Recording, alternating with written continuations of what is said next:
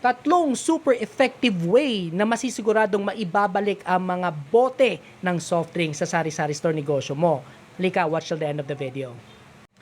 Itong mga bote na to, pag hindi nababalik sa'yo to, sobrang mahal to. Hindi ka makakabili ng kahan ng soft drinks o beer kung nagbebenta ka ng beer kung kulang-kulang yung bote mo. Kasi nga, magpupuno ka na naman ng pera para ibayad sa mga boteng idadagdag nila pag kulang yung bote mo. So meaning, yung sanang yung tubo or yung kitang pumupunta na sa bulsa mo is napupunta sa pagbili ng mga boteng ito. Sa mga sari-sari store owners dyan, nawawalan ba kayo ng palagi ng bote? Ano ba yung ginagawa nyo na effective para maibalik sa inyo? Paki-comment sa baba. Okay na sana mawala na lang yung pag-ibig niya wag lang yung bote sa tindahan. Tip number 1 is magpa-deposito. So, hindi na po pwede yung kaibigan na lang. So, ibabalik ko na lang mamaya. Kasi baka nalasing na, binalik na sa ibang tindahan yung bote mo. Magpa-deposito po pag wala silang sariling bote nila. No? So, magkano ba yung presyo ng isang boteng ganito pag binibili mo? I think 6 or 7 pesos, 'di ba? Sa supplier no. So magpa-deposito ka, sabihin mo 8 or 9 pesos. Ayun. Tapos ibalik mo na lang yung pera sa kanila pag nabalik na yung bote sa iyo. At least hindi ka nagagasto sa sarili mong puhunan pag hindi nila binalik yung bote mo, 'di ba? Alam mo, minsan may pagkatamad talaga itong mga customers natin, no? Hindi naman lahat, pero yung iba meron.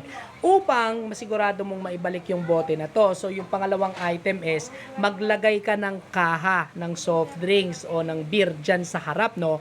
Pag iniinom nila ito sa harap ng tindahan mo, upang hindi mawala at masiguradong maibalik ka agad, is tulungan mo na lang sila.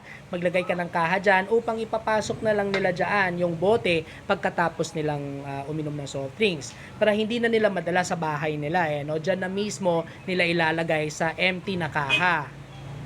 So bago ko i-reveal yung final items, this is Tito Jazz, your Sari-Sari Store Explorer. And if you think this video is nakakatulong, paki-share nyo naman sa mga friends nyo. The more na ma-share nyo ito is the more maraming makakakita at matutulungan. If favorites nyo na rin, i-smash nyo na rin yung heart button and comment kayo ng yes if agree kayo sa mga tips ko dito sa bote or no if hindi kayo agree.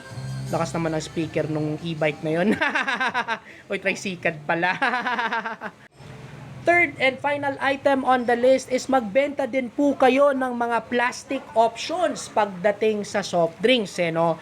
So, kasi first of all, pag talagang nagmamadali yung tao is, alam naman natin, hindi naman talaga okay sana yung plastic kasi wala tayong other option is i-push natin yung bote pero if wala talaga, at least meron kayong substitute, no?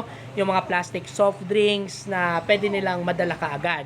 So, isang benefit ng pagbebenta niyan is malaki yung tubo or yung kikitain mo sa mga ganyang items kumpara sa bote. And at the same time, hindi ka mawawalan ng bote kasi nga sa mga gusto talagang umalis ka agad, meron tayong plastic option no, sa mga soft drinks.